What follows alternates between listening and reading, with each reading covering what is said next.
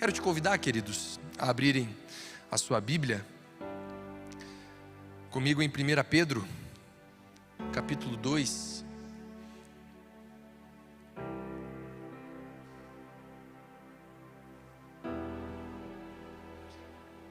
Nós leremos do versículo 1 ao versículo de número 12. Coloque-se em pé mais uma vez, conforme você for encontrando esse texto. O texto diz assim: portanto, abandonem toda maldade, todo engano, hipocrisia e inveja, bem como todo tipo de maledicência. Como crianças recém-nascidas, desejem o genuíno leite espiritual, para que por ele lhes seja dado o crescimento para a salvação. Se é que vocês já têm a experiência de que o Senhor é bondoso, chegando-se a ele a pedra que vive, rejeitada sim pelos homens, mas para com Deus eleita e preciosa. Também vocês, como pedras que vivem, são edificados casa espiritual para serem sacerdócio santo, a fim de oferecerem sacrifícios espirituais agradáveis a Deus por meio de Jesus Cristo. Por isso está na Escritura: eis que ponho em Sião uma pedra angular, eleita e preciosa, e quem nela crer não será envergonhado. Portanto, para vocês, os que creem, esta pedra é preciosa, mas para os descrentes, a pedra que os construtores rejeitaram, essa veio a ser a pedra angular, e pedra de tropeço e rocha de ofensa. São estes os que tropeçam na palavra, sendo desobedientes, para o que também foram destinados. Versículo 9: vocês, porém, são geração eleita, sacerdócio real, nação santa, povo de propriedade exclusiva de Deus, a fim de proclamar as virtudes daquele que os chamou das trevas para a sua maravilhosa luz. Antes, vocês nem eram povo, mas agora são povo de Deus. Antes não tinham alcançado misericórdia, mas agora alcançaram misericórdia. Amados, peço a vocês, como peregrinos e forasteiros que são, que se abstenham das paixões carnais, que fazem guerra contra a alma, tendo conduta exemplar no meio dos gentios, para que, quando eles os acusarem de malfeitores, observando as boas obras que vocês praticam, glorifiquem a Deus no dia da visitação. Vamos orar mais uma vez. Senhor, eu quero te agradecer, Pai, por essa noite. Obrigado pela sua palavra. Obrigado porque ela é preciosa aos nossos corações, porque a partir dela nós podemos conhecer mais a Ti. A partir dela nós podemos reconhecer a nossa natureza totalmente depravada, e a partir dela nós sabemos o que Cristo fez por cada um de nós. Que nesse tempo, Pai, a sua palavra venha iluminar a partir do seu Santo Espírito as nossas almas, os nossos corações, a nossa mente, para que no nome de Jesus esse seja o alimento que vai nos manter em pé diante de toda crise, de tanta dor, de tanta luta. Que no nome de Jesus o Senhor se revele a nós. Quanto a mim, Pai, miserável pecador que sou, que o Senhor me encha nesse momento e que eu possa ser o seu porta-voz, Pai. No nome de Jesus, amém. Construção, pode sentar, querido. Construção. Quando você ouve essa palavra, qual é a primeira coisa que vem à sua mente? Qual que é a primeira coisa que você pensa? Normalmente não é coisa boa, não é verdade? Esses dias eu fui querer mexer um pouquinho lá em casa, e quando você começa a mexer com uma coisa, durante uma reforma, o que acontece? Você descobre que tem mais coisa, não é verdade? Aí você resolve duas coisas, o que você descobre? Que tem outras três. E aí parece que nunca tem fim, não é verdade? Eu desabafando para minha esposa esses dias, eu falei: amor, parece que a nossa casa ela nunca está pronta. Sempre tem alguma coisa para a gente melhorar, não é verdade? Isso é só comigo que acontece? Tenho certeza que não. Por isso, quando eu ouço a palavra construção, às vezes eu tenho calafrios, porque isso já me traz más recordações. Mas a palavra construção, ela não se aplica somente a essas obras que são exteriores, que nós observamos quando olhamos para as outras coisas. Eu, por exemplo, quando vim aqui hoje, eu me assustei com o estacionamento, me assustei com o espaço ali atrás. A Igreja da Penha está avançando e isso enche o meu coração de alegria. Às vezes, construção também se aplica às nossas relações interpessoais. Já percebeu isso? Por exemplo, eu tenho o meu pequenininho lá, Timóteo. Timóteo está com 1 ano e 4 meses. Coisa mais linda. Deve estar assistindo. Deus te abençoe, filho. Você também, Clarice. Clarice está assistindo lá também. mas eu estou com Ele todos os dias, construindo o meu relacionamento com Ele. E com criança é a coisa mais gostosa do mundo, porque num dia é uma coisa, no outro ele aprende outra, e assim ele vai se desenvolvendo. Esses dias eu estava chegando em casa da igreja, eu abri a porta, ele ouviu que eu estava abrindo a porta, ele saiu lá da sala, veio correndo na porta com os bracinhos assim, papá, papá. Meu Deus, é gostoso demais você participar dessa construção do seu relacionamento com os seus familiares, por exemplo, ou aqueles que são avós. Não é tão bom construir o relacionamento com os netinhos? Não é a coisa mais gostosa também? Ou ainda, se você já tem certa idade e você tem o seu filho, ainda hoje você está construindo o seu relacionamento com o seu filho. Você já parou para perceber como isso é verdade? Mas isso não só se aplica às nossas famílias, isso se aplica também a todas as nossas relações. Se você é novo no emprego, como que você começa a desenvolver os seus relacionamentos? Como de fato uma construção, um tijolinho de cada vez, não é verdade? E assim se aplica a todas as relações das nossas vidas, também no sentido das nossas carreiras, por exemplo. Hoje em dia, para você ter uma carreira, o que você precisa ter muito claro? Que você está construindo a sua vida. Então, para isso você estuda, para isso você faz cursos, para isso você conhece pessoas novas, para isso você começa a fazer um monte de coisa para que a sua carreira ela possa ser uma carreira robusta, uma carreira consolidada, não é verdade? A palavra construção aqui nesse texto é uma palavra que é central nessa passagem, porque quando Pedro, inspirado pelo nosso Senhor, ele escreve esse texto, ele está nos narrando também uma construção. E é sobre isso que eu quero falar com vocês nessa noite, sobre como nós podemos construir uma igreja para a glória de Deus. Um dos grandes problemas que nós enfrentamos nos nossos dias, queridos, é o saudosismo. Você já viu o que é isso? Muitas vezes nós vivemos a nossa fé olhando para o passado. Como que isso se aplica? Por exemplo, quando nós olhamos para trás, quem nós vemos? Nós vemos Pedro, nós vemos Paulo, nós vemos os discípulos de Jesus e como eles, quando foram perseguidos, multiplicaram o evangelho por toda a região a qual eles estavam. E quando nós ouvimos isso, o nosso coração se incendeia, não é verdade? Se você já leu Atos dos Apóstolos uma vez, teu coração pegou fogo e você falou assim: eu preciso cumprir esse chamado de Deus para a minha vida, não é verdade? Às vezes nós olhamos para os pais da igreja. Quando a igreja começou a avançar, esses homens foram responsáveis por estabelecer elementos que são centrais na nossa doutrina até hoje. E nós olhamos para eles e pensamos: que homens crentes, que entendimento bíblico perfeito que eles tinham. Avançando mais um pouquinho a história, nós olhamos os avivalistas do século XIX, do século XVIII, e nós pensamos: que tempo maravilhoso que esses homens viveram. E aí você lê livros que relatam esses momentos e o teu coração também pega fogo. Nós olhamos há pouco tempo atrás, quando homens como, por exemplo, Billy Graham estavam entre nós, e o que esses homens fizeram pela igreja, o nosso coração também pega fogo à medida de como eles foram usados pelo nosso Senhor. A grande questão e o grande problema, queridos, é que muitas vezes nós temos apenas essa visão saudosista da igreja, e nós nos esquecemos uma coisa que é vital, e eu quero que isso seja central na mensagem desse dia. Pedro, o que escreveu essa carta, já não está mais entre nós. Paulo já não está mais entre nós.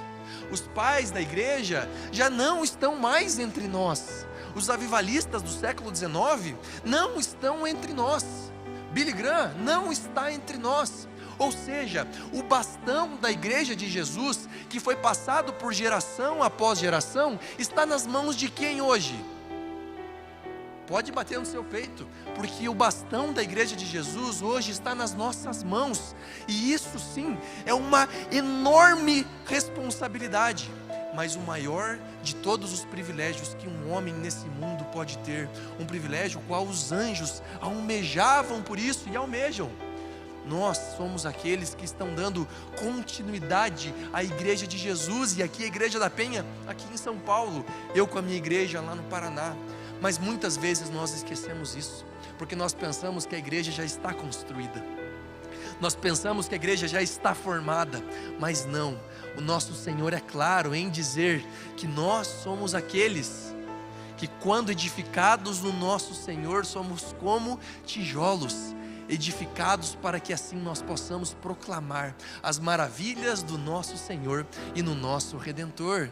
Querido irmão, nós estamos com esse bastão hoje, e nós ainda hoje precisamos construir essa igreja, obviamente edificados no nosso Senhor, pelo poder do Espírito Santo que capacita cada um de nós a cumprir esse papel com êxito. E aí esse é o meu desafio nessa noite, queridos, mostrar como nós hoje em 2022 podemos cumprir esse papel com excelência, a ponto de nós sermos recebidos no céu pelo nosso Senhor, e Ele nos receber dizendo: filho meu, eu tenho orgulho da sua vida, eu tenho orgulho daquilo que você fez enquanto você esteve lá. Essa precisa ser a nossa expectativa, queridos, e nós temos grande responsabilidade nisso. Em primeiro lugar, precisamos entender o contexto dessa carta. Pedro, quando escreve o capítulo, a sua epístola aqui, ele escreve, por exemplo, diferente de Paulo. Paulo, quando ele escreve as suas epístolas, ele sempre a destina a um público específico, ou um povo específico, ou uma igreja específica. Por exemplo, você observa Paulo escrevendo aos romanos, você percebe Paulo escrevendo aos coríntios, à igreja de Éfeso e assim por diante. Pedro não.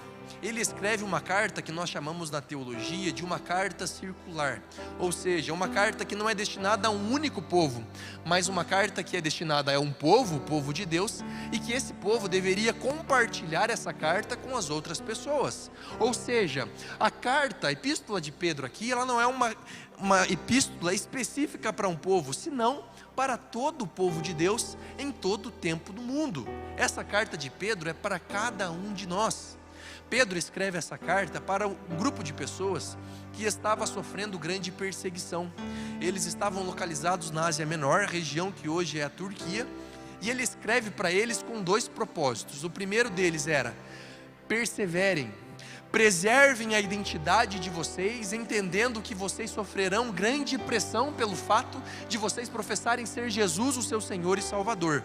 E em segundo lugar, sejam corajosos, se animem, pois o Senhor, o Deus Todo-Poderoso, morreu por cada um de vocês, e Ele estará com vocês por todos os dias da sua vida.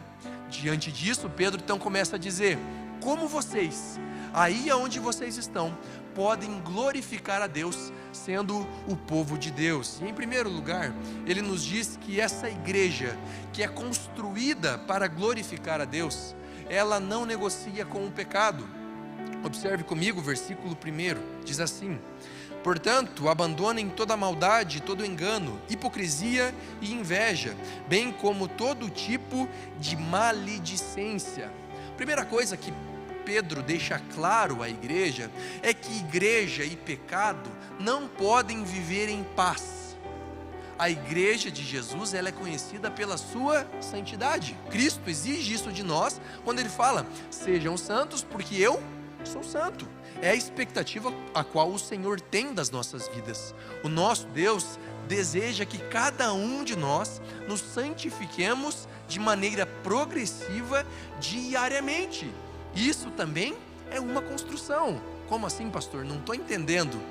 Querido irmão, quando você pela primeira vez ouviu Cristo queimando no seu coração e a sua vida foi transformada, o dia da sua conversão, quando você olhou para si, percebeu quem você era, e você começa a perceber inúmeros pecados que você cometia, não é verdade? Conforme você vai desenvolvendo a sua caminhada cristã, aqueles pecados começam a ser vencidos, não é verdade? A ponto de os pecados os quais nós enfrentamos, eles serem pecados diferentes dos quais nós enfrentávamos lá no início da nossa caminhada cristã. Essa é a dinâmica da vida que Cristo espera de cada um de nós. Nunca nós chegaremos, como eu ouvi certo pastor dizer para mim: eu estou 6 meses sem pecar. Eu perguntei: irmão, o senhor já está levitando, nem pisa mais no chão, é santo. Mentira! Todos nós somos pecadores, essa é a nossa natureza. Mas o objetivo de Deus é que o Espírito Santo nos capacite para que nós possamos vencer o pecado dia após dia. Por isso, Pedro, ele usa uma expressão aqui muito forte. O termo que ele usa aqui é despojando-vos. É uma palavra que era usada normalmente para vestes. Ou seja, Pedro está dizendo: vocês, igreja, que estão espalhadas por toda aquela região, vocês precisam retirar de vocês as vestes de pecado. Vocês não podem mais viver com o pecado que vocês viviam antes. E a palavra que ele usa é engraçada, porque nós somos a geração que mais compra roupas de toda a história, não é verdade? As mulheres estão dando risada aqui. Por que será? Porque nós compramos muitas roupas, muitas roupas.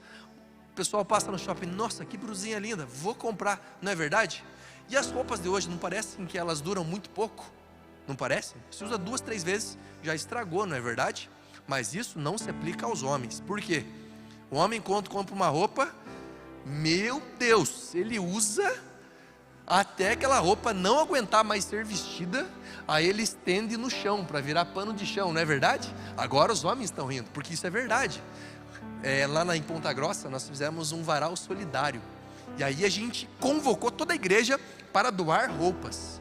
Irmãos, eram sacolas e mais sacolas de roupa feminina.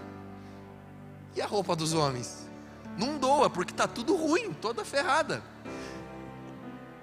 Nós, muitas vezes, voltamos no nosso guarda-roupa e nós olhamos aquelas roupas que estão sujas, que estão com sangue derramado nelas, que estão com fedor de podridão. E muitas vezes nós pegamos aquela roupa achando que é qualquer outra roupa que nós vestimos comumente, e nós vestimos ela. É como se estivéssemos dizendo: que saudade do tempo que eu não conhecia o meu Senhor e o meu Salvador. Cristãos e pecado nunca poderão viver em paz. Se você hoje está vivendo em paz com o seu pecado, e como que você pode saber isso? Observe se o seu pecado que você lutava 1 ano atrás é o mesmo que hoje. É bem provável que você esteja vivendo em paz com o seu pecado. Se sim, querido irmão, você é a habitação de um Espírito que é o Deus Todo-Poderoso e que te fortalece para você vencer qualquer pecado desse mundo, amém? Misericórdia, irmãos, amém? Esse Deus é o Deus que te capacita a vencer qualquer pecado. Ou seja, nós não temos desculpas para continuar pecando em paz. Charles Spurgeon, ele dizia que ovelhas, cordeiros podem até cair na lama, mas apenas os porcos é que rolam nela. Nós, queridos, fomos lavados. A veste a qual nós usamos não são mais como as vestes que nós outrora usávamos. As vestes que nós usamos nesse momento são as vestes que nos foram dadas por Cristo Jesus, que nos foi dada a partir do seu sacrifício naquela cruz. E nós muitas vezes nos esquecemos disso e nos alegramos quando nós vestimos essa veste de pecado. Por isso Pedro, ele diz então: nós precisamos, em primeiro lugar, para construir uma igreja que glorifica a Deus, nos despojar, arrancar de cada um de nós as nossas vestes de pecado. Para que nós avancemos como igreja, nós não podemos negociar com o pecado. Em primeiro lugar, uma igreja que é construída para a glória de Deus não negocia com o pecado. Em segundo lugar, ela anseia pelo Espírito. Observe comigo o versículo de número 2. Como crianças recém-nascidas, desejem o genuíno leite espiritual, para que por ele lhe seja dado crescimento para a salvação. Pedro agora, entendendo que aqueles os quais estão lendo essa carta já entenderam a respeito da sua luta contra o pecado, já conheceram a Jesus Cristo. Qual é o próximo passo? O próximo passo é desejar o genuíno leite espiritual. Como quem? O texto usa uma definição de pessoa ali que eu acho sensacional. Por quê? Os recém-nascidos. Eu tenho um bebezinho lá em casa, e misericórdia, irmão, quando o bebê está com fome, não tem nada que você possa fazer para que ele se acalme sem dar um mamar. Se você dá um mamar, imediatamente resolve. A figura que Pedro está usando aqui é uma figura que é comum a todos nós. Todos nós já tivemos uma criancinha entre nós. Pode ser filho, pode ser primo, enfim, todos nós já vimos o que é uma criança chorando de fome. E é angustiante, não é verdade? Nos dá desespero de você observar uma criança com fome. É horrível, nosso coração fica, meu Deus, dá alguém dê leite para essa criança, pelo amor de Deus, não é verdade? Pedro, ele está dizendo, igreja, vocês que agora já removeram de vocês as vestes de pecado, estão lutando pela sua santidade, agora vocês precisam desejar esse genuíno leite espiritual, desejar o próprio Deus.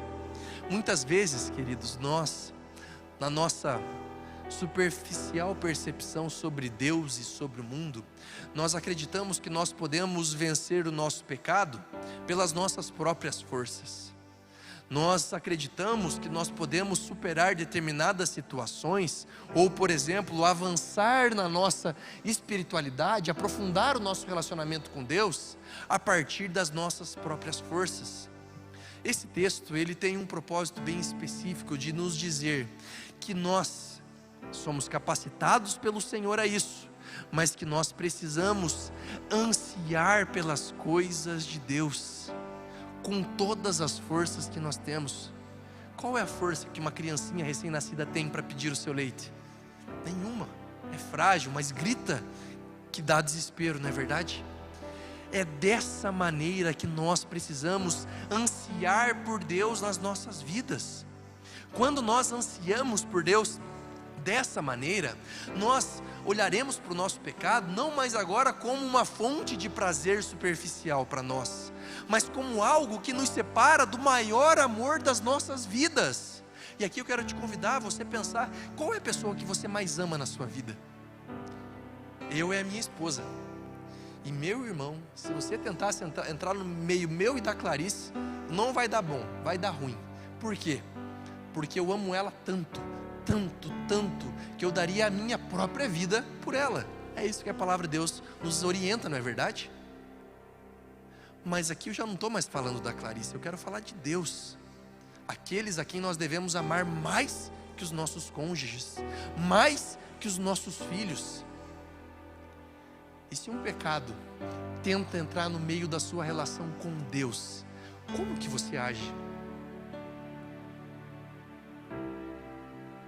Muitas vezes nós agimos de uma maneira passional. Está tudo bem.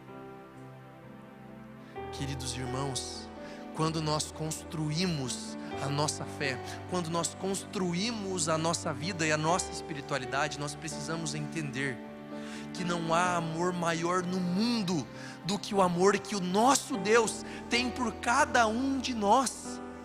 Quem aqui gosta de assistir filme? Levanta uma das mãos. Eu gosto muito de assistir filme. Quem aqui gosta do Adam Sandler? Ele é bom de comédia, não é verdade? Tem um filme dele que foi um dos primeiros que eu assisti, que era Como Se Fosse a Primeira Vez. Assistiram esse filme? É muito bom, não é verdade? Se você não assistiu, assista com a sua esposa. Depois vocês me pagam uma coca lá, esposas. É muito bom. Resumindo esse filme, dando um spoiler.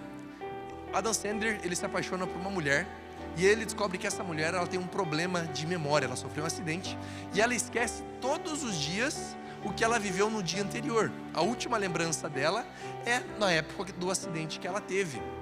E aí Adam Sandler, então, ele começa a pensar em estratégias, maneiras de fazer com que ela se apaixone por ele todos os dias. E aí vários dias ele faz uma coisa diferente, e enfim, sempre no final do dia ela está apaixonada por ele. E aí o tempo vai indo, e aí ele resolve esse problema. Por quê? Ele grava um vídeo.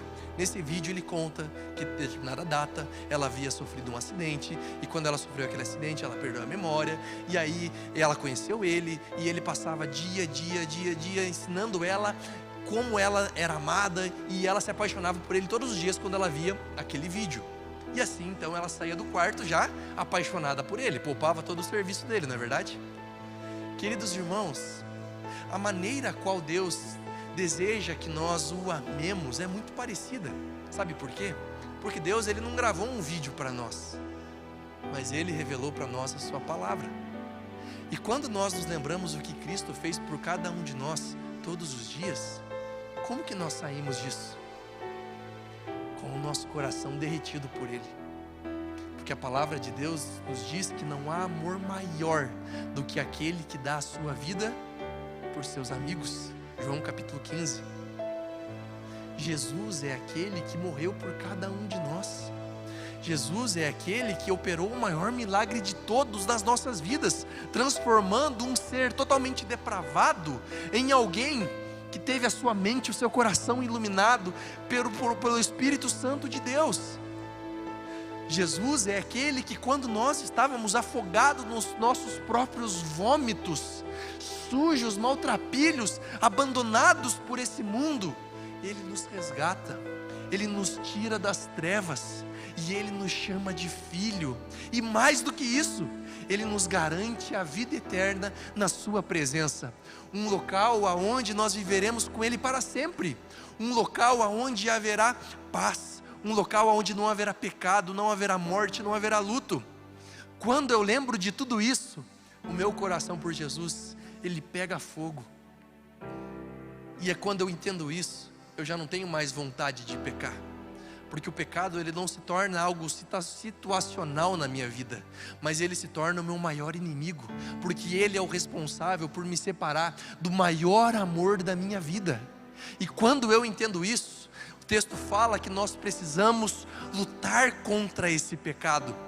Quando nós entendemos que nós precisamos ansiar por esse Deus, nós não vamos para essa luta como uma luta de irmãos que vão de qualquer jeito e se perder não tem problema, mas nós portamos o nosso escudo da fé, nós portamos a nossa espada da justiça, nós vestimos a armadura de Deus e nós vamos para a guerra, entendendo que nós lutaremos contra isso até a nossa última gota de sangue. Essa é a chamada do nosso Senhor Deus para as nossas vidas. É isso que Deus espera de nós, que nós ansiemos por Ele, que nós ansiemos pelas coisas que são de Deus.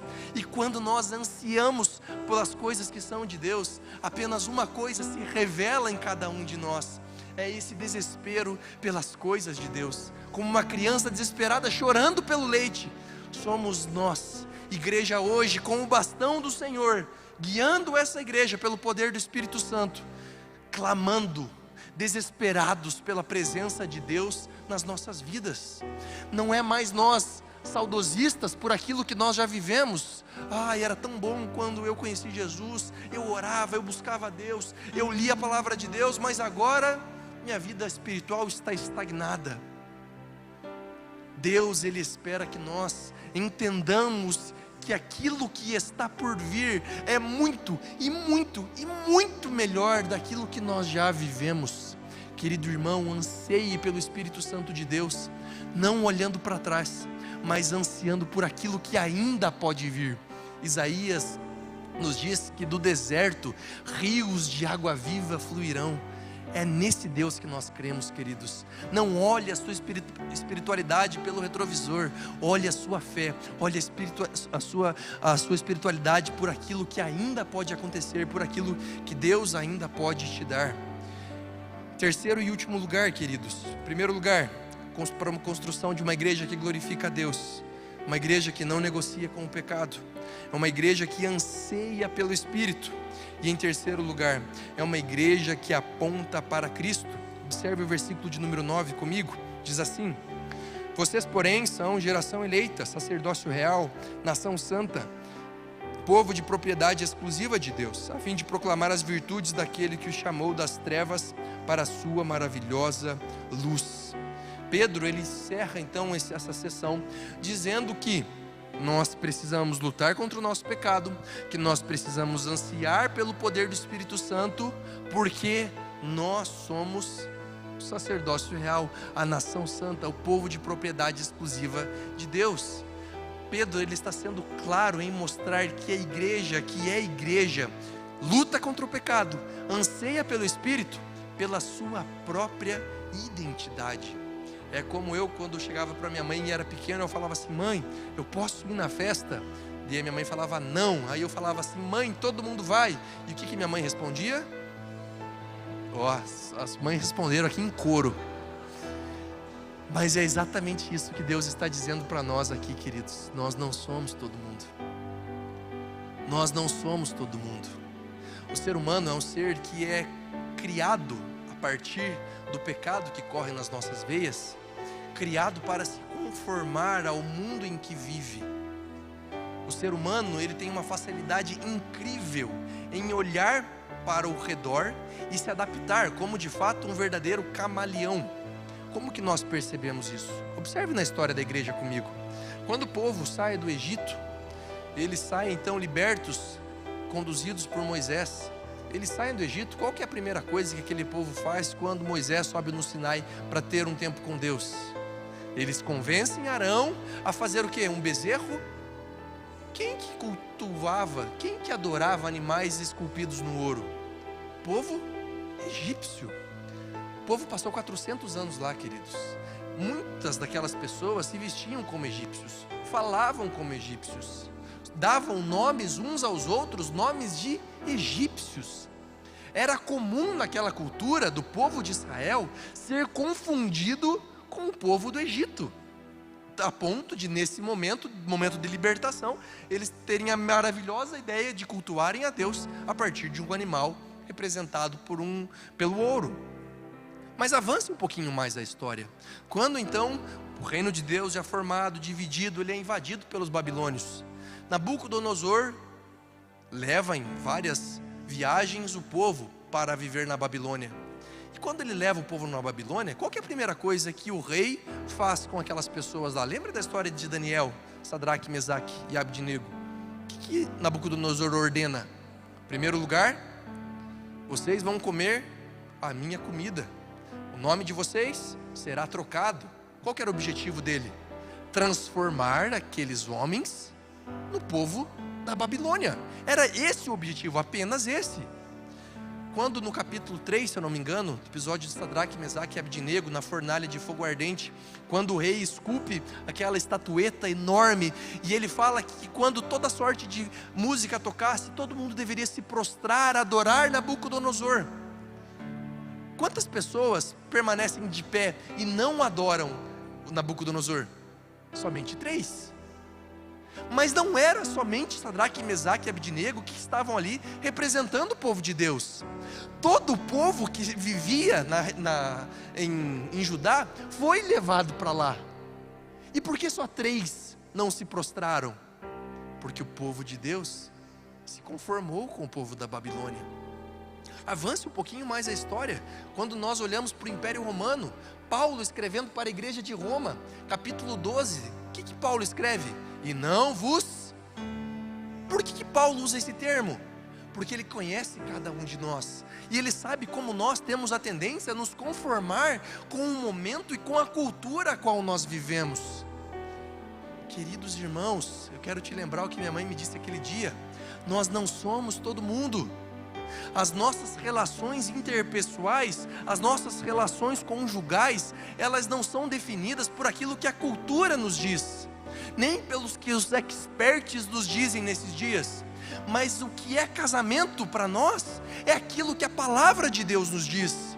A maneira como nós devemos tratar a nossa esposa, o nosso marido, é o que a palavra nos diz. A maneira como nós devemos lidar com o que é pecado, mesmo quando a nossa cultura diz, isso não é pecado, seu intolerante, nós nos posicionamos e dizemos, isso é pecado, porque o que fundamenta a nossa fé não é a cultura, não é nos conformarmos com este século, mas a palavra de Deus. Nós precisamos entender, queridos, que nós não pertencemos a este mundo. Pedro, nessa epístola, chama cada um de nós de peregrinos, homens e mulheres que estão numa jornada em direção à Nova Jerusalém, e nós nos esquecemos disso. Muitas vezes acreditamos que aqui é o nosso lugar final. Não, nós não somos chamados a juntar tesouros nesse mundo, senão nos céus, aonde a ferrugem e a traça não destroem. Queridos irmãos, para finalizar essa mensagem, nós estamos hoje construindo a nossa espiritualidade. Nós hoje estamos construindo a igreja de Jesus neste mundo. Nós estamos com esse bastão. Qual é a sua expectativa em relação a isso? O texto, ele nos diz, a partir do versículo de número 6, ele diz assim: Por isso está na Escritura: eis que ponho em Sião uma pedra angular, eleita e preciosa, e quem nela crer não será envergonhado. Portanto, para vocês, os que creem, esta pedra é preciosa, mas para os descrentes, a pedra que os construtores rejeitaram, essa veio a ser a pedra angular. Pedra de tropeço e rocha de ofensa são estes os que tropeçam na palavra, sendo desobedientes, para os que também foram destinados. O texto, ele é muito claro em dizer que a pedra angular desta construção, que nós chamamos de igreja, é única, é o nosso Senhor Jesus. Mas eu trago isso um pouquinho mais para o nosso íntimo. A pedra a qual é angular nas nossas vidas, a pedra a qual nós podemos construir os nossos relacionamentos, construir a nossa casa, construir a nossa vida e a nossa carreira, é Jesus Cristo. Que nós não sejamos como os ímpios, como os incrédulos, que quando tiveram essa pedra, o que eles fizeram? A rejeitaram. Que nós sejamos aqueles que entendem o verdadeiro valor dessa pedra, a pedra que dá sentido a toda a construção. Sabe o que é o mais lindo ainda desse texto? Ele termina para nós dizendo, nessa última passagem, no versículo 9, que quando nós cumprimos com êxito esse papel, nós seremos testemunho para que até os ímpios glorifiquem a Deus no dia da visitação. Observe o versículo 12: tendo conduta exemplar no meio dos gentios, para que quando eles os acusarem de malfeitores, observando as boas obras que vocês praticam, glorifiquem a Deus no dia da visitação. O grupo de louvor pode vir à frente. Quando nós temos uma construção e essa construção é bonita, se você já reformou sua casa e as pessoas vão lá, te visitam e elas falam: nossa, que construção bonita! Quem que fez para você? Quem que é o arquiteto? Quem que é o engenheiro? Não perguntam isso para nós? Me conte, qual a empresa que fez todo o acabamento da sua casa? Ficou lindo. E essa é a melhor maneira da gente divulgar o serviço de uma pessoa, não é verdade?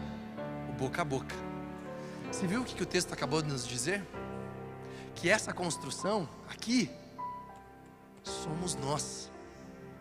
E quando nós construímos a nossa vida no Senhor, as pessoas vão olhar para nós no dia da visitação do nosso Senhor, e sabe o que elas vão fazer?